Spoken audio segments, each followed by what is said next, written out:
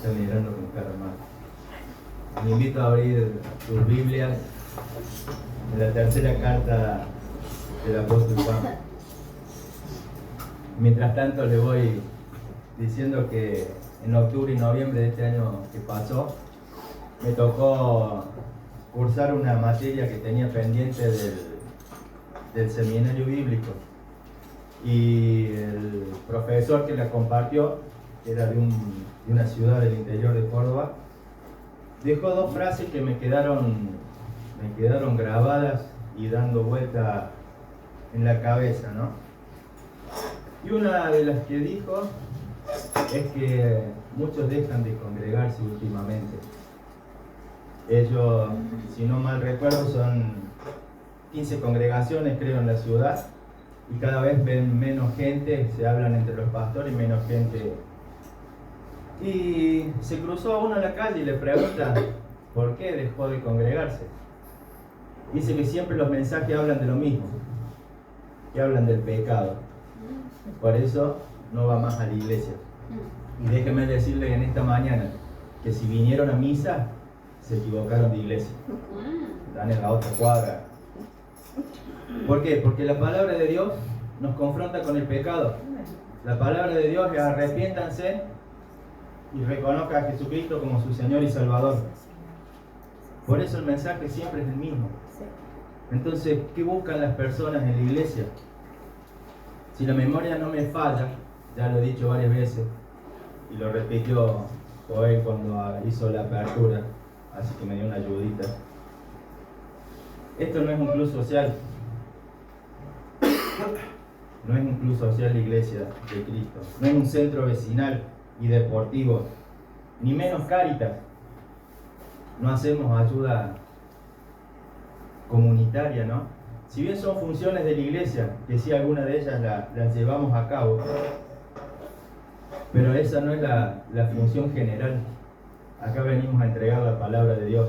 Cada domingo lo hacemos y nos confronta con el pecado. Y muchos se enojan con el mensajero. Y bueno, el mensajero se puede equivocar, pero el mensaje siempre va a ser el mismo. Pase quien pase, el mensaje va a ser el mismo. No dejes de congregarte, iglesia, en este año, este 2026, que tu fidelidad sea de enero a diciembre. De enero a enero también, porque si no, de diciembre se van a desaparecer. Y el segundo comentario que hizo el profesor fue de la buena hospitalidad que recibía a cada lugar donde va él a dar clase. No solamente viene a Córdoba, le puede tocar el norte, el sur. Y es la hospitalidad que recibe porque los hospedan los mismos hermanos de la congregación. Y entonces habla bien de los hermanos de cada lugar donde él va. Y otra cosa que me llamó la atención, una pregunta que tenía que responder en el cuadernillo del seminario. Y era de interpretación personal. Así que la interpretación no se la voy a decir, porque si no van a censurar la prédica. Dice así la pregunta: ¿hay algunos vivos que aprovechan la bondad y hospitalidad de los creyentes en nombre del Señor? ¿Hasta qué punto uno debe aguantar esos abusos? Y esa pregunta, les digo que me dio dolor de cabeza, porque no estaba en el cuadernillo, teníamos que interpretarla nosotros, ¿no? Y el Señor nos enseña a amar, nos enseña a perdonar, nos enseña a soportar. ¿Pero a quién? ¿Aguantar? ¿A quién y hasta cuándo? Vamos a leer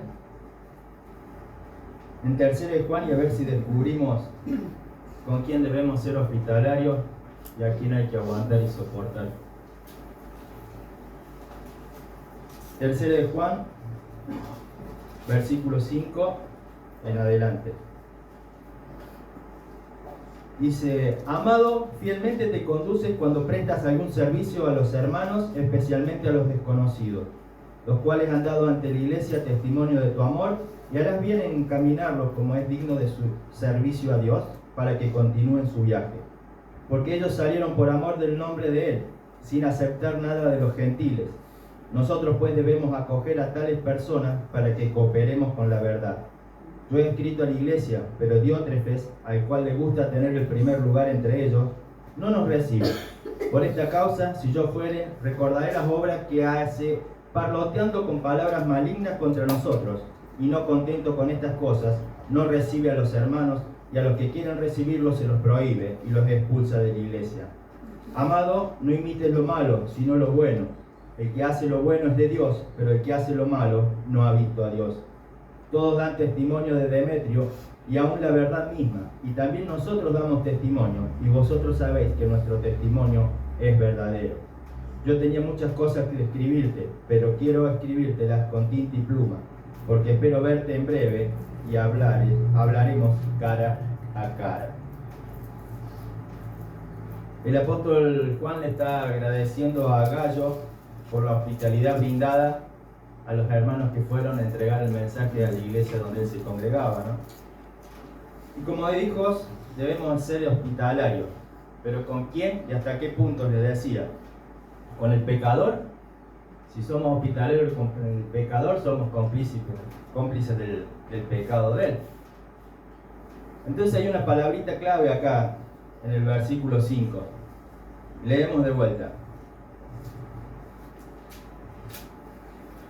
Dice así: Amado, fielmente te conduces cuando prestas algún servicio, especialmente a los desconocidos.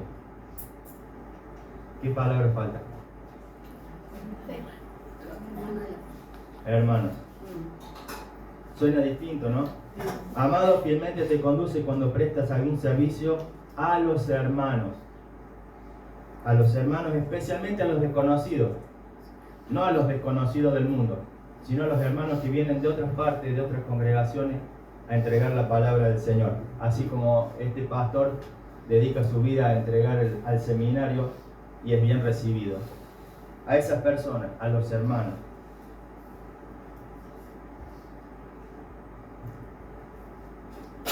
¿Somos fieles a Dios cuando quedamos bien con el mundo? No. La palabra clave es hermano. ¿Y quién es mi hermano según la palabra de Dios? Según Jesús.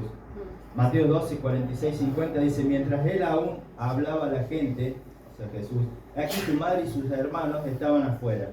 Y le querían hablar y le dijo uno: he aquí tu madre y tus hermanos están afuera y te quieren hablar. Respondiendo él les decía esto, dijo: ¿quién es mi madre y quiénes son mis hermanos?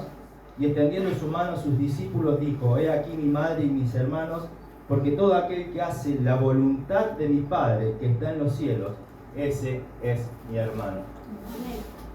Hoy podemos estar aquí reunidos todos, pero quizás no somos todos hermanos. Una vez también creo que lo dije y lo repetimos, ¿no? Hermano es el que hace la voluntad del Padre.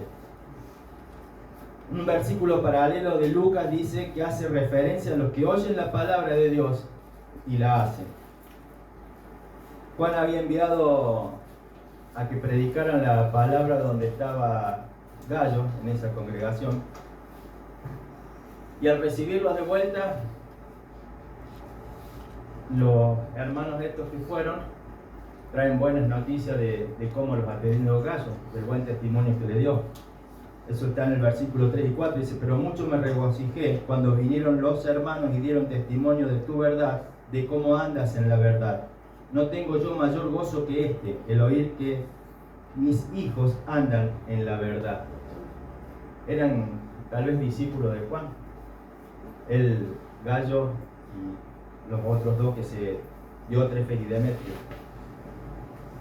Y Juan se regocija de que sus hijos espirituales andan en la verdad. Cuanto más se regocija Dios de que sus hijos anden en la verdad. Con los justos desconocidos debemos ser hospitalarios, no con los desconocidos del mundo. Con el que trae la verdad de la palabra de Dios, no con los quienes la distorsionan. El capítulo anterior, Juan habla de aquellos que traen falsas doctrinas. Viene hablando sobre los abusivos, ¿no? Que distorsionan la palabra de Dios para su propio provecho. ¿Y quiénes son esos abusivos entonces? Aquellos que dicen ser cristianos, que usan el nombre del Señor en vano para su propio provecho. Ya que voy a abrir un paréntesis para identificarlos, es de interpretación también mía, para que después no digan, ¿no? Pero esos falsos hermanos que te traen enseñanzas, te quieren meter enseñanzas que no son las que Dios quiere. Pero también entran también los misioneros, los apóstoles, los evangelistas, los pastores, todos aquellos que traen falsas doctrinas a la casa de Dios.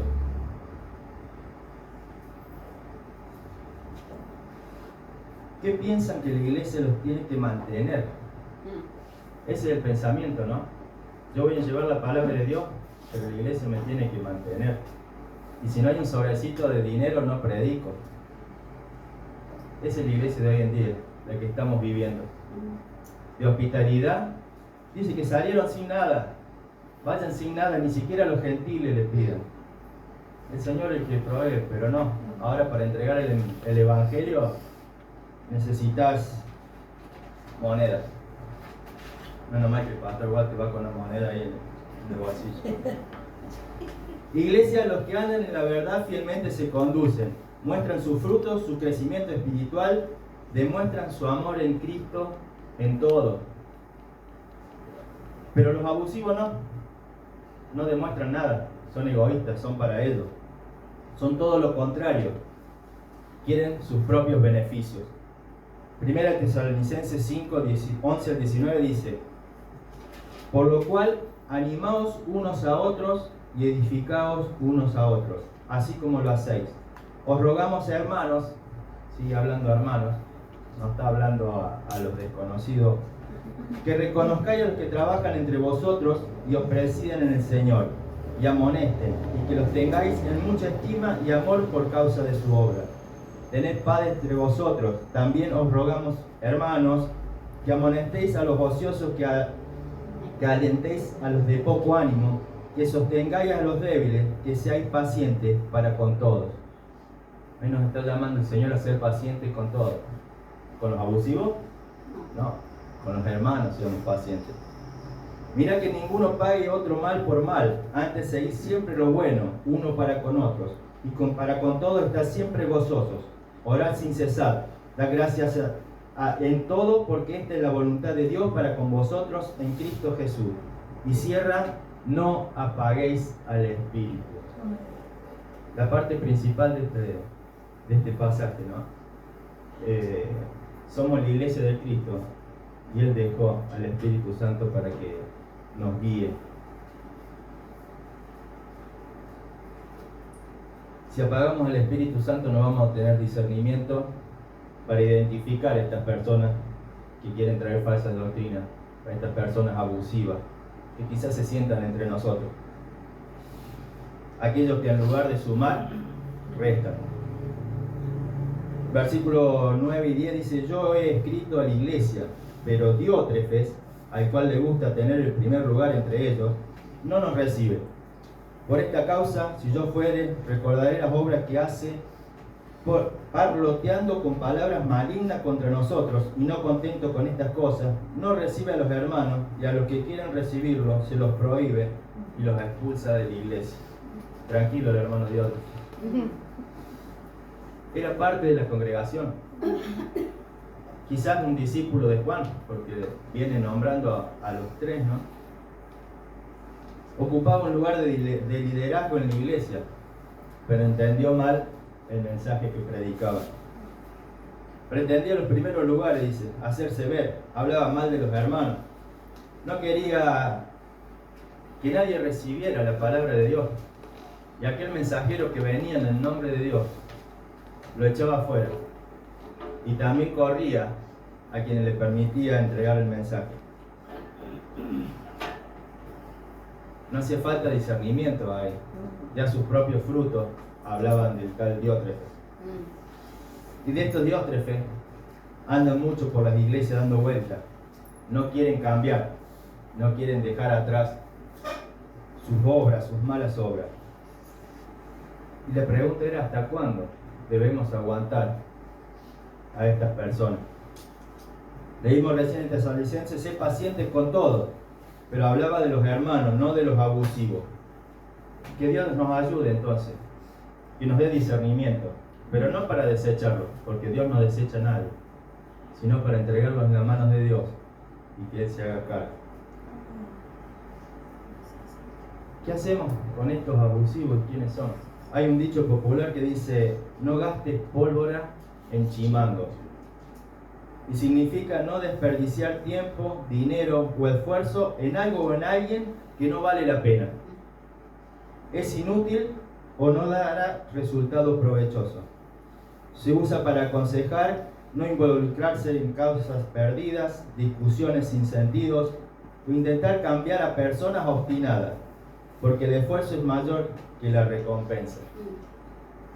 Cuando gastamos tiempo, muchos tenemos familiares que no conocen al Señor, ¿no? Y vamos y le hablamos una vez, y vamos y le hablamos otra vez, y otra, y pasan los años y seguimos desperdiciando tiempo, ¿no? En ello. Hay otro que dice, no tires margaritas a los cerdos. Significa que no debes ofrecer algo valioso, conocimiento, amor, esfuerzo, cosas sagradas, a personas que no lo apreciarán, no lo entienden, no lo merecen, ya que podrían pisotearlo, desperdiciarlo o incluso atacarte por ello. Muchas veces hacemos oraciones por la verdulera, por el carnicero, la tía Tota que está enferma, que sanidad. Mi interpretación también personal. Dios no va a sanar al mundano.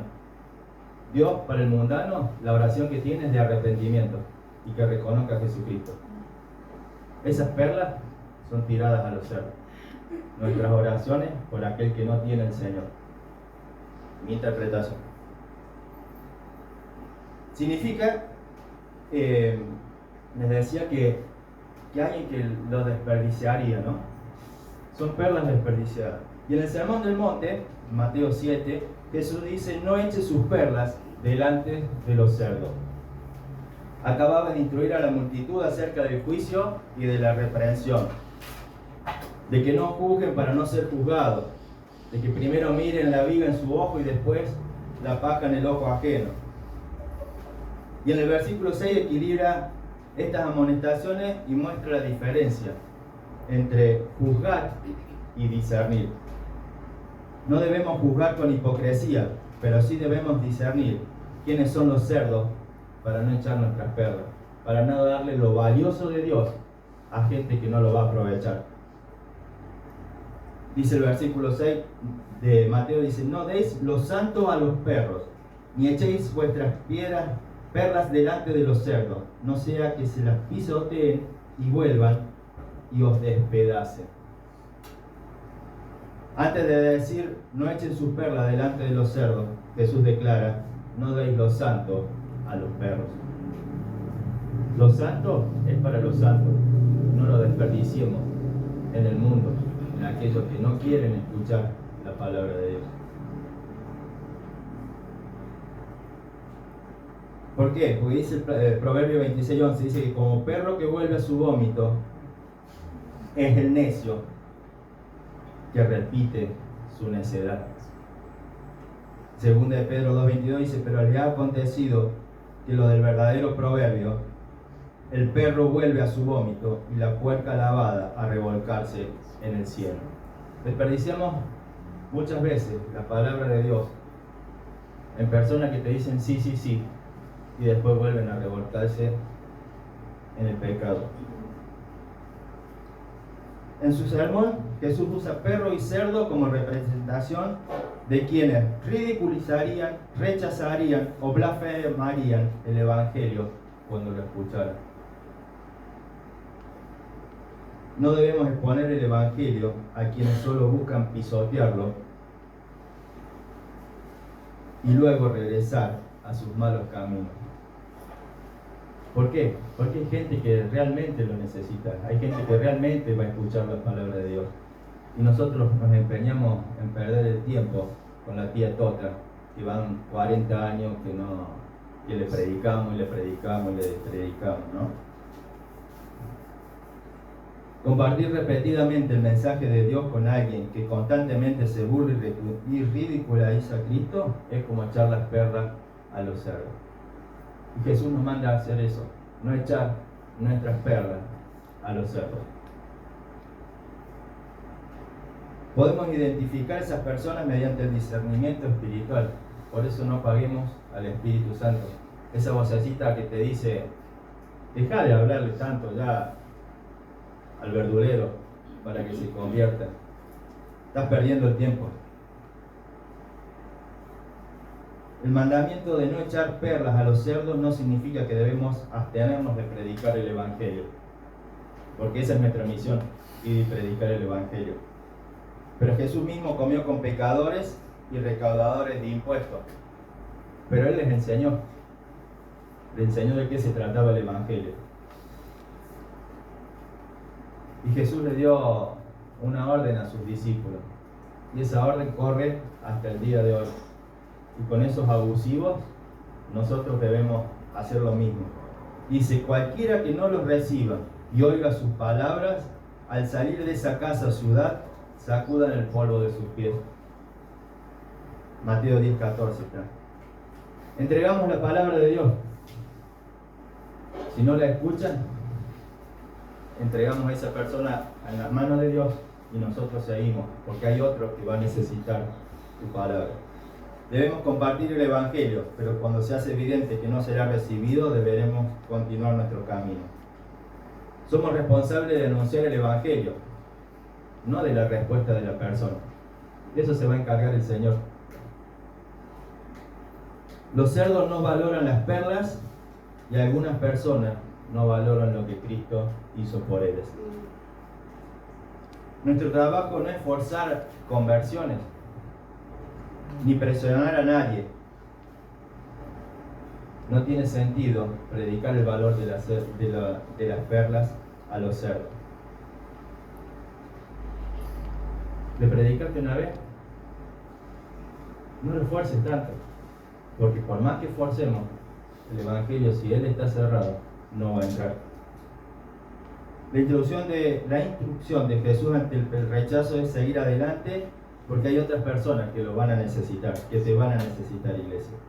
Es por eso, iglesia, que no te desvíes y mantén tu testimonio. En el versículo 11 y 12 dice que, amado, no imites lo malo, sino lo bueno. El que hace lo bueno es de Dios. Todos dan testimonio de Demetrio, y aún la verdad misma, y también nosotros damos testimonio. Y vosotros sabéis que nuestro testimonio es verdadero. Los que volvieron con Juan dieron buen testimonio de su discípulo, de que estaba haciendo bien las cosas. Nosotros también debemos mantener ese testimonio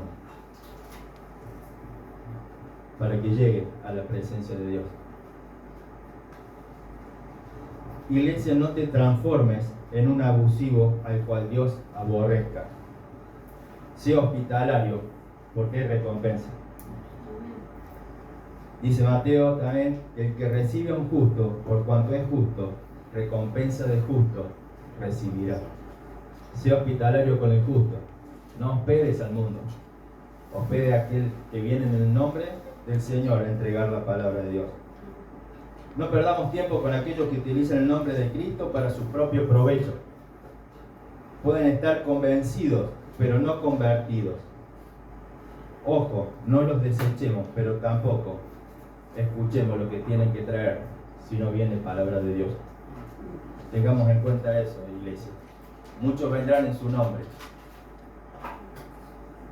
y van a pedir hospedaje, si te van a meter con doctrina falsa. Voy concluyendo. En esta carta de Juan hace mención a 3 nombres: a Gallo, a Diótrefes y a Demetrio.